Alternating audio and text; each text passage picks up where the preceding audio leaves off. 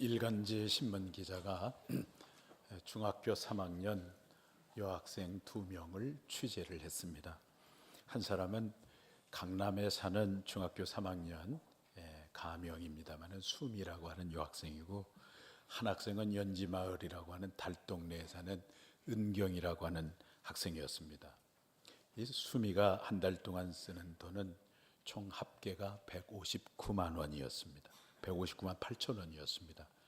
학원비가 111만 원, 미술 25만 원, 음악 16만 원, 영어 35만 원, 수학 35만 원, 공락금 14만 원, 급식비 5만 3천 원, 교재비 15만 원, 학습지 3만 5천 원, 휴대폰 11만 원이었습니다.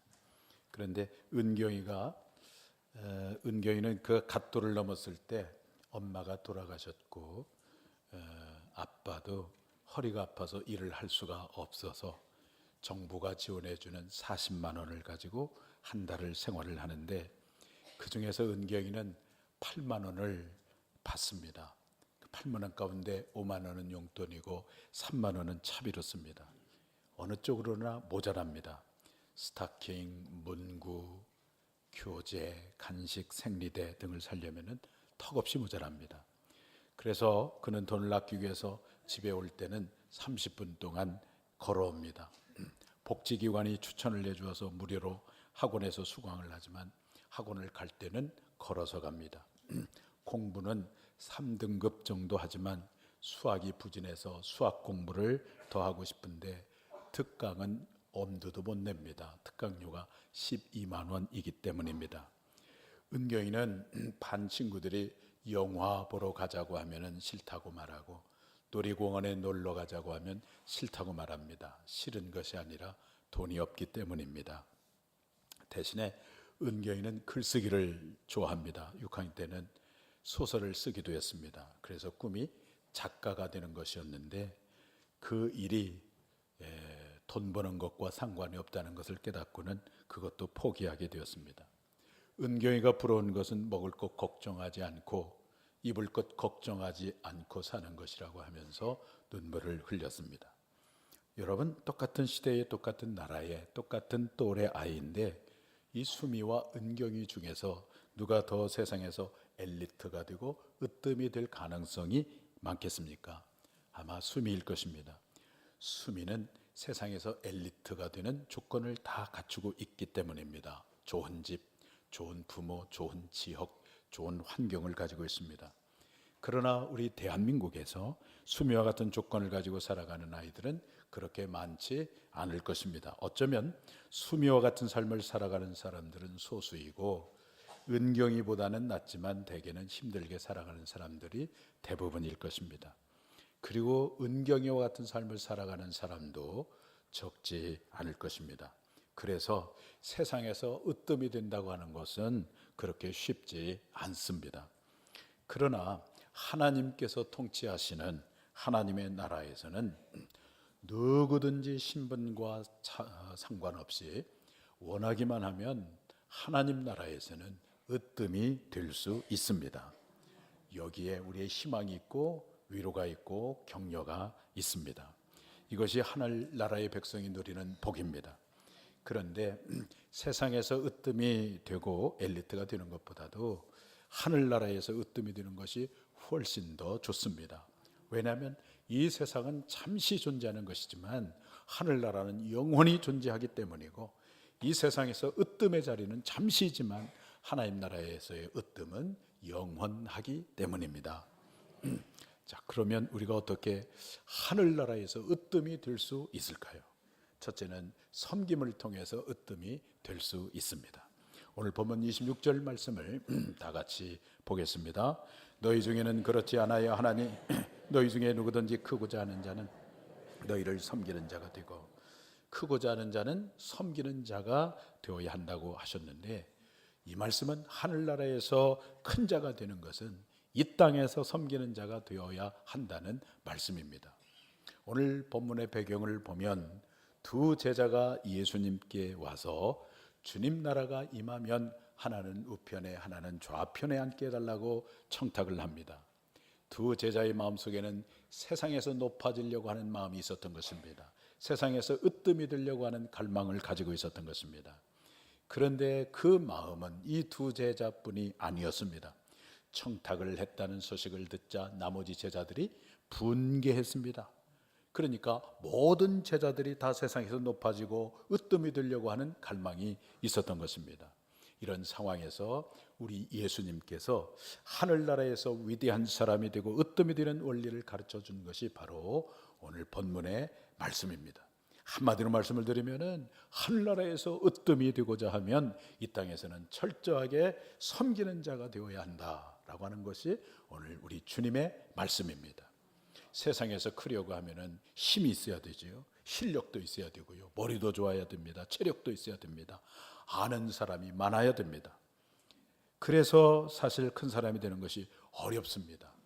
그런데 그렇게 해서 으뜸이 되었다고 해도 나보다 더 실력 있는 사람이 나타나고 더 아는 사람이 많이 나타나면 으뜸 자리를 내줘야 합니다.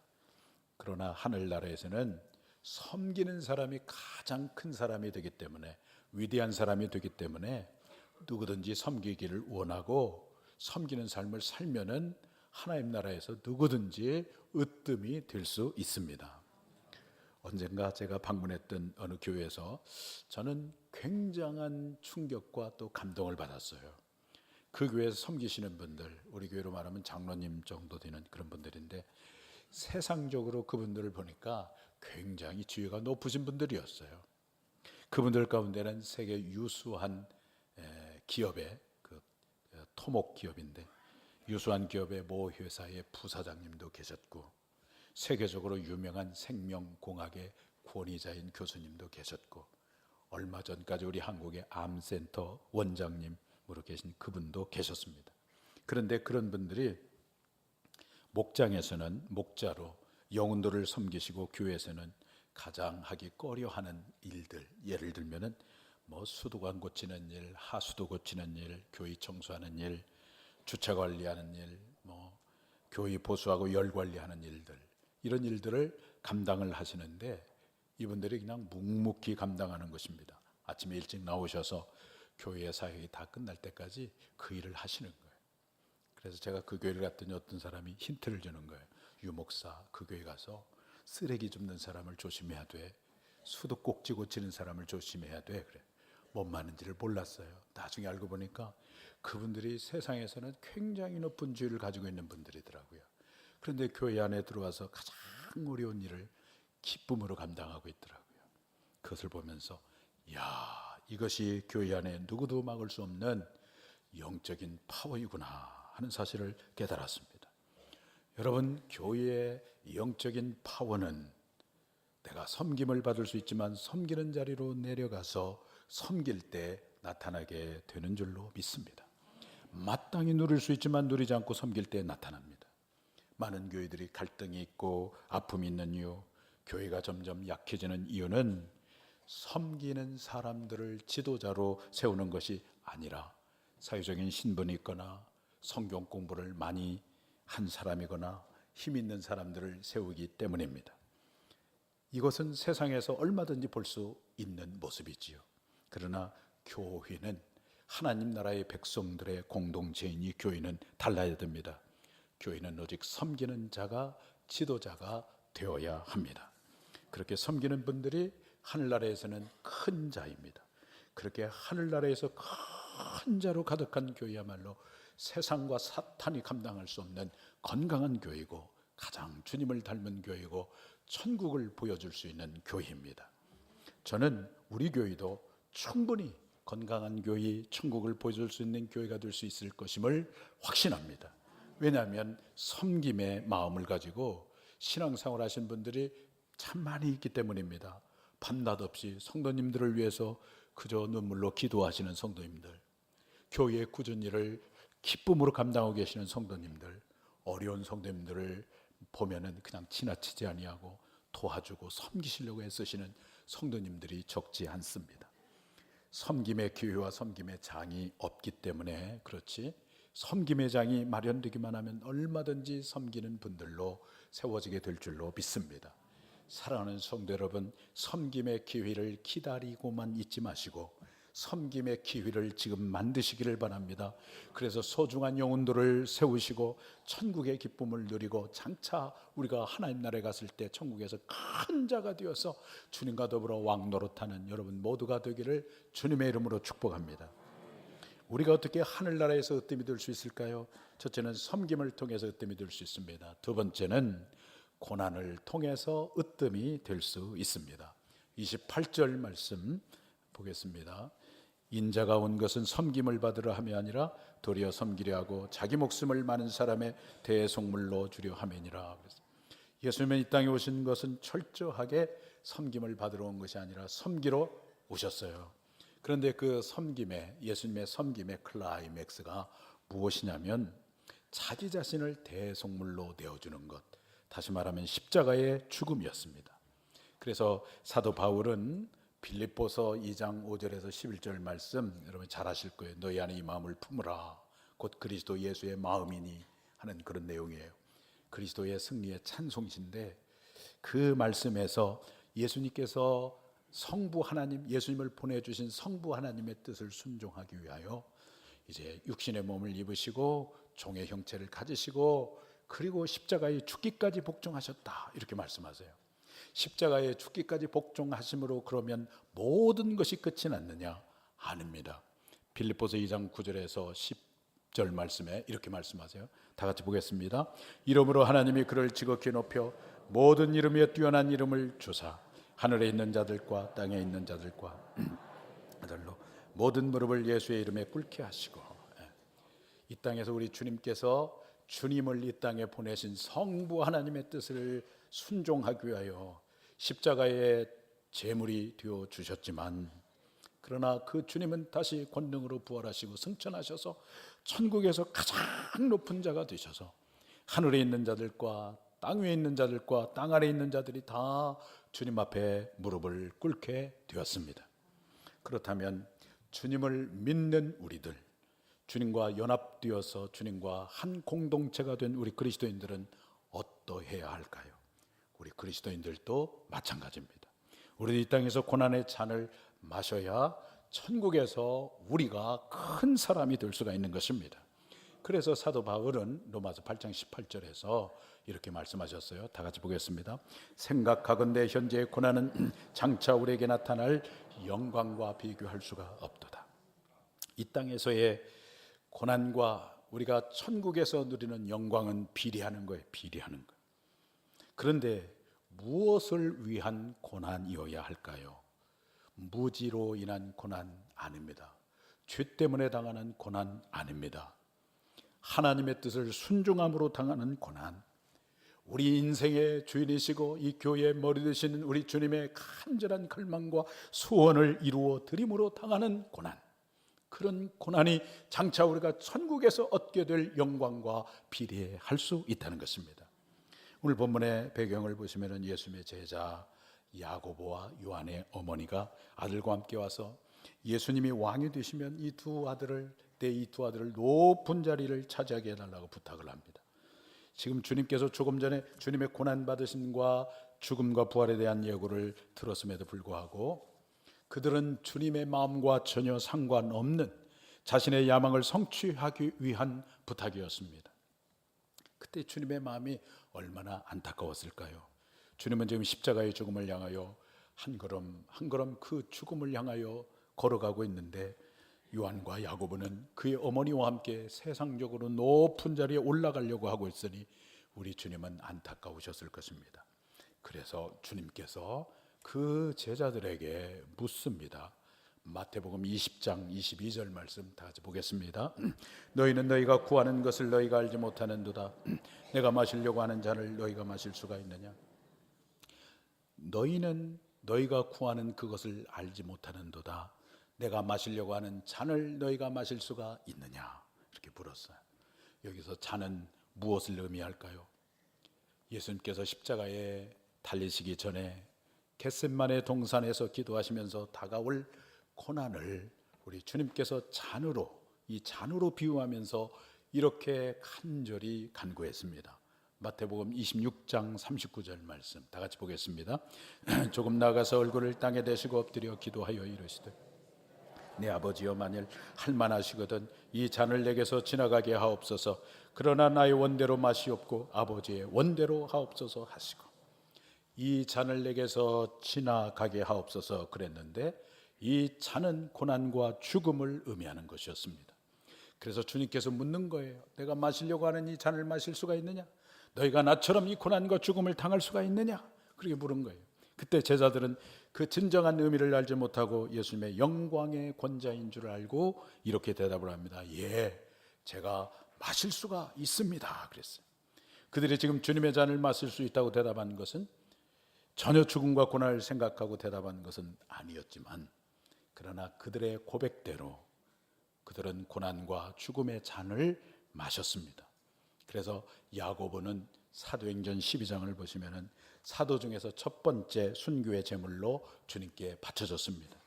사도 요한은 순교의 제물로 바쳐진 건 아니지만 100세까지 살면서 온갖 박해와 핍박을 받으면서, 요한계시록에 보면 그 반모섬의 귀양살이를 하면서 온갖 핍박과 박해 속에서 그의 삶을 살았던 것을 보게 됩니다.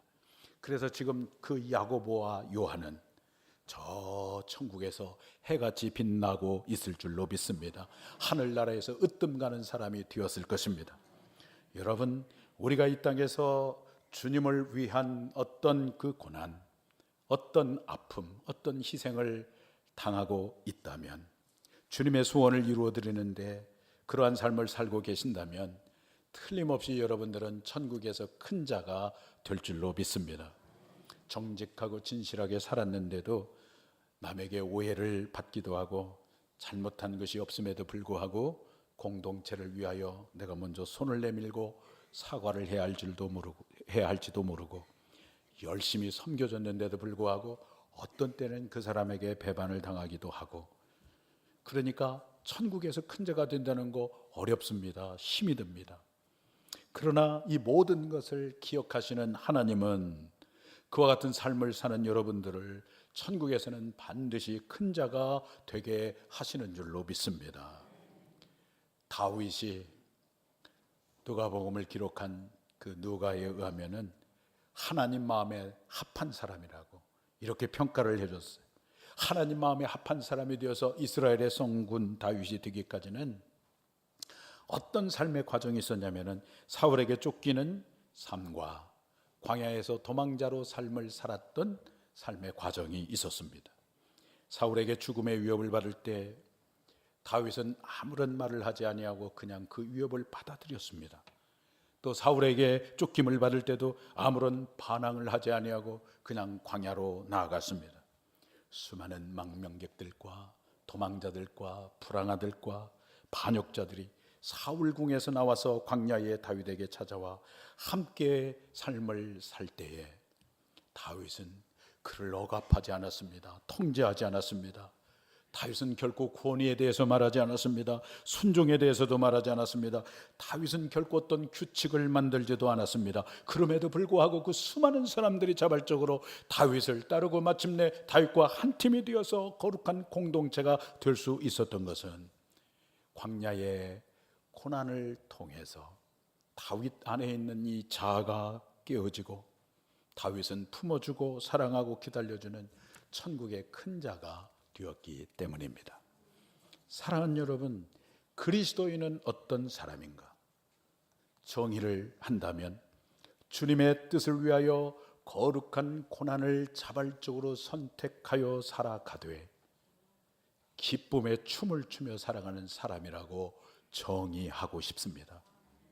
우리 모두가 그렇게 살아갈 때 하나님은 그런 우리들을 통해서 예수 그리스도의 생명이 흘러가게 하시고 사망을 적시고 사망당한 자가 일어나고 우리가 몸담고 있는 교회가 생명력 있는 건강한 교회가 되게 하시고, 그리고 여러분들은 천국에서 큰 자가 되고 여러분의 고난은 장차 나타날 영광과 비교할 수 없는 고난임을 발견할 수 있을 것입니다.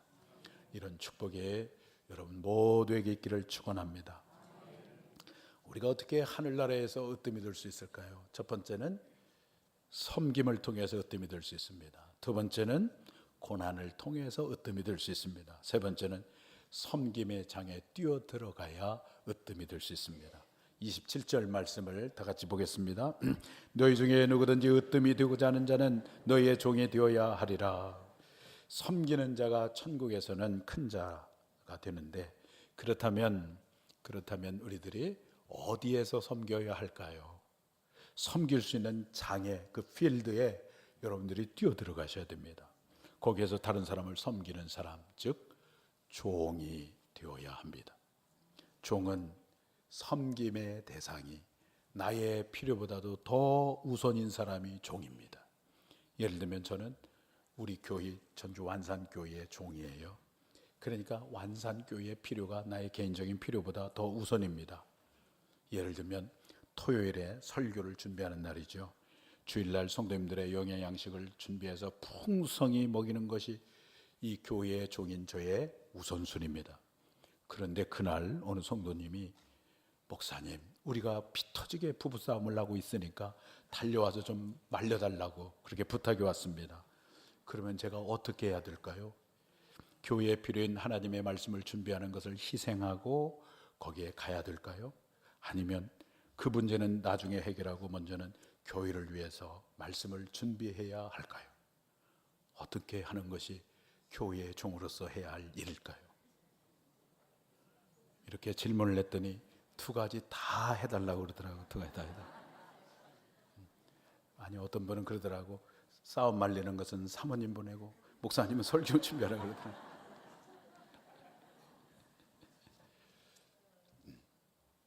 종은 나의 필요보다 내가 섬겨야 할 사람의 필요가 우선인 사람이 종입니다. 그렇다면 내가 섬기는 사람이 있는 그 필드가 있어야 돼요. 그 장이 있어야 됩니다. 거기에 들어가서 우리가 배우고 들은 말씀을 삶으로 섬기며 살아야 합니다. 그런데 적지 않은 그리스도인들이 하나님의 말씀을 많이 배워서 많은 지식을 가지고 있어요. 또 말씀을 배울 때 깨닫는 은혜도 받고 있어요. 어떤 분들은 인터넷을 통해서, 어떤 분들은 SNS를 통해서 수많은 말씀을 듣고 있어요. 웬만한 설교를 해도 은혜가 안 돼요. 너무나 많이 알고 있기 때문에 너무나 많은 지식을 가지고 있어요. 그런데 우리가 기억해야 됩니다. 성경의 지식이 지금 나의 신앙의 수준을 말해주고 있느냐? 결코 그렇지 않다는 것입니다. 야고보는 야고보서 2장 19절에 이렇게 말씀하셨어요. 다 같이 한번 보겠습니다. 네가 하나님은 한 분이신 줄을 믿느냐? 잘하는도다. 귀신들도 믿고 떠느니라 그랬습니다. 귀신들도 하나님이 누군지, 예수님이 누군지, 성령님이 누군지, 교회가 무엇인지, 이 땅에서 섬기는 자가 천국에서 큰 자가 된다는 거, 그것도 귀신들이 잘 알고 있다는 것입니다. 그러니까 아는 것이 중요한 것이 아니라 아는 것을 삶으로 사는 것이 중요한 것이라는 거예요. 가끔 말이죠, 제자 훈련을 많이 했다는 교인들의 이야기를 들어보면은 그들이 알고 있는 지식이 자신의 신앙의 수준인 줄 알고 꼭 이렇게 어깨에 힘주고 목에 힘주고 재시는 분들이 좀 있더라고요. 그런데 여러분, 그건 진정한 신앙의 모습이 아니에요. 그러기에 우리 모든 성도님들은 섬김의 장에 들어가서 다윗처럼 일생 동안 섬김을 계속해서 살아야 되고 섬김을 연습하셔야 돼요. 그 섬김의 장이 그러면 어디 있냐면 교회 안에 있는 작은 교회라고 할 수 있는 목장 구역입니다. 그 목장이 들어가는 거예요. 들어가서 목장 식구의 이야기를 들어주는 것, 섬김입니다. 목장 식구를 위해서 간절히 기도해 주는 거, 아름다운 섬김이죠. 또 잃어버린 영혼을 초청해서 함께 섬겨주는 거, 거룩한 섬김입니다. 목원들의 자녀의 생일을 기억하고 축하해 주는 거, 그것도 귀한 섬김이죠. 그런 섬김을 우리가 꾸준하게 하는 거예요. 매일매일 하는 거예요. 어쩌다가 한 번 하는 건 이벤트예요. 그건 누구나 다 할 수 있어요. 근데 그런다고 해서 우리가 섬김의 체질로 바뀌어지지 않습니다. 매일매일 연습하는 거예요. 그럴 때 이 섬김이 자연스러운 우리의 하나의 영성으로 형성이 되어지는 거예요. 섬기는 삶이 신앙생활입니다. 따라서 한번 해보십시다. 섬기는 삶이 신앙생활이다. 다윗은 일생 동안 섬김의 삶을 살았어요. 막내 아들로, 집안의 막내 아들로 태어나서 이 가정의 형들이 대소사를 논할 때에 다윗을 이게 끼워주지 않았어요. 그러다 보니까 대신 형님들의 심부름을 도맡아 하게 되고 그 형제 대신에 저 산에 가서 형들의 양을 대신 치게 되었어요. 근데 그것이 다윗의 그 섬김의 삶을 살게 했던 것이었어요. 그러다 보니까 자신을 죽이려고 하는 왕 사울의 행위가 부당한 줄을 알았지만은 그런 섬김이 몸에 배어 있었기 때문에 감히 저항하지 아니하고 순순히 다 받아주었습니다.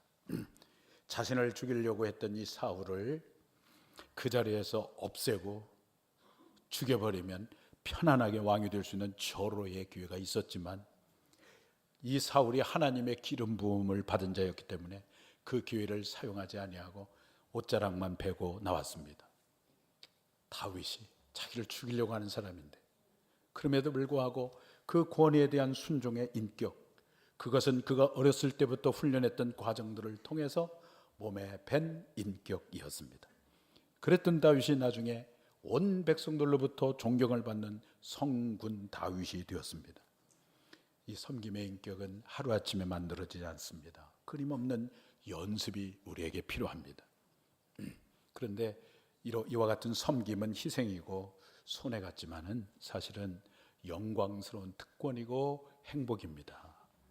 많은 사람들은 섬김의 삶을 살면 손해를 보고 희생만 하는 것으로 생각을 합니다. 그런데 여러분, 우리 교회에서 웃고 다니시는 분들 웃고 다니시는 분, 기뻐하시는 분이 누군지 아십니까? 평소에 섬기시는 분들이에요. 왜냐하면 하나님이 주시는 기쁨이 있거든요. 하나님이 주시는 행복이 있거든요. 내가 하나님 앞에 쓰임받고 있다고는 이 가치감과 보람이 있거든요. 그 행복이 있는 거예요. 그래서 섬기는 사람은 때로는 물질의 희생도 있고 또 선택의 이 초이스의 기회가 없기 때문에 많이 없어져요. 내가 이것도 하고 저것도 하면서 섬긴다는 건 거짓말이에요. 줄여야 됩니다. 섬기는 것이 내 삶의 우선순위가 되어야만 섬길 수가 있습니다. 그런 면에서 손해를 보는 것 같지만은 그러나 하나님이 주시는 행복이라고 하는 차원에서 볼 때는 결코 손해가 아니라는 것입니다. 32살의 나이에 간호선교사로 우리 한국에 선교사로 오신 자매님이 계세요. 이분은 자기 집안이 다 카톨릭 집안이고 이분만 개신교인이에요. 그러니까 부모가 이 자매를 버렸어요. 그렇지만 그런 가운데서 정말 한국으로 가서 내가 복음을 증거해야 되겠다. 그 하나님의 강렬한 부르심을 받고 홀로를 다진 한국에 와가지고 13명의 고아들과 오갈 데 없는 그 당시에 32명의 부녀자들을 섬기고 지금의 우리 한일 장신대학교를 세우고 이 세상을 떠날 때는 자신의 시신마저도 의학 연구용으로 기증했던 여인이 있습니다. 이 여인이 바로 서서평, 우리나라 말로 서서평 선교사인데 원래 이름은 엘리자베스 조한나 쉐핑이라고 하는 이름을 가진 선교사였어요. 이분이 22년간 사역을 마치고 그의 나이 50대 초반에 세상을 떠났을 때 이분을 통해서 섬김을 받았던 많은 사람들이 통곡을 하면서 이분을 하늘나라로 환송을 내주었어요. 그 가운데는 우리나라의 복음주의 사인방으로 불려지는 지금도 살아계셔서 지금도 막 기독교의 지도자들이 욕을 얻어먹고 그러지만 이분은 지금도 존경받고 계시는데 바로 홍정길 목사님의 외할머니가 그 32분 중에 한 분으로 계셔서 믿음의 가문을 일으켰어요. 장례식을 마치고 그가 묵고 있었던 방에 들어가 보니까 그의 방에 이런 글귀가 쓰여 있었습니다. No success but service. 성공이 아니라 섬김이라고. 여러분, 우리가 이 땅에서 한 달에 159만 원을 쓰면서 자라는 수미와 같은 사람이 아니기 때문에 높은 자리, 권세의 자리에 혹시 올라가지 못한다고 할지라도 사랑 여러분, 낙심하지 않기를 바랍니다. 아니, 은경이와 같은 삶을 살아가고 있다고 할지라도 우리는 영원한 천국에서 으뜸이 되고 큰 자가 될 수 있는 기회가 남아있기 때문에 여러분 믿음의 용기를 가지고 살아가실 수 있기를 바랍니다. 이 섬김의 장에 들어와서 꾸준히 섬기고 주님의 거룩한 뜻을 위해서 기쁨으로 고난을 선택하시고 그것을 행하여 살아가는 것입니다. 그럴 때 우리 모두는 하나님께서 주시는 행복을 얻고 누리는 신앙생활을 하게 될 것입니다. 어제 오후에 저희 교회 저 교육관에서 정말 감동적인 결혼식이 있었습니다. 그 신랑 신부는 우리 한국 사람이 아니라 멀리 저 캄보디아에서 타국말리로 와서 공부하고 노동하는 그런 형제 자매였어요. 부모도 없고 가족도 없습니다. 우리 캄보디아 선교팀들이 그분들을 잘 섬기고 드레스를 맞춰주고 장식을 하고 또 혼주가 되어주시고 우리 장로님하고 권사님들이 그리고 같이 공부하는 캄보디아 형제들 몇 분과 함께 결혼 예식을 했는데 그 수백 번 결혼 예식을 주례를 했지만은 그렇게 감동을 받은 적은 처음이었어요. 은혜가 있었습니다. 왜 이렇게 감동이 있지? 왜 은혜가 있는 거야? 정말 볼 때는 너무나 초라한데 봤더니 거기에 섬김이 있었더라고요. 거기에 희생이 있었더라고요. 할렐루야. 거기에 우리 성도님들의 그 희생이 있고 섬김이 있었더라고요. 아, 그러게 여기에 감동이 있었구나. 여기에 은혜가 있었구나 하는 사실을 깨달았어요. 사랑하는 여러분, 이제 섬김의 장이 만들어질 텐데 그 섬김의 장을 회피하지 마시고 적극적으로 참여하셔서 정말 여러분들이 섬김의 삶을 사심으로 이 땅에 사는 동안 하나님이 주시는 그 은혜와 감동을 누리고 그리고 저 천국에서는 주님이 부르셨을 때 큰 자라 일컬음을 받는 여러분 모두가 되기를 주님의 이름으로 축원합니다.